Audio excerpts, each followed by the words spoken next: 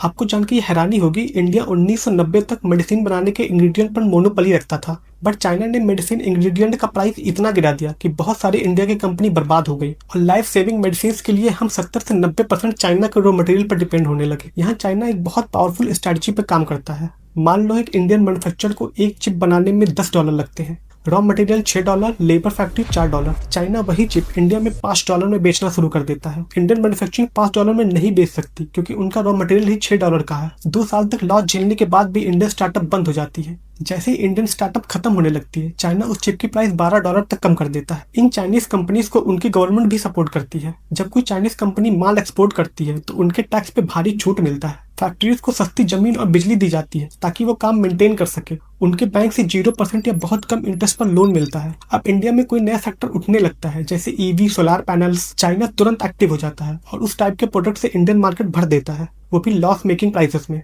आज ऐसी हालत हो गई है कि अगर चाइना सप्लाई बंद कर दे तो शायद बहुत सारे इंडिया के फैक्ट्रीज और स्टार्टअप एक ही दिन में बंद हो सकते। अब इंडिया ने भी इस स्ट्रेटजी को समझ लिया है। अगर चाइना कोई सस्ता सामान भेज रहा है तो इंडियन गवर्नमेंट उस पर टैक्स लगा के वो सामान कॉस्टली बना देती है ताकि इंडियन मार्केट सेफ रहे।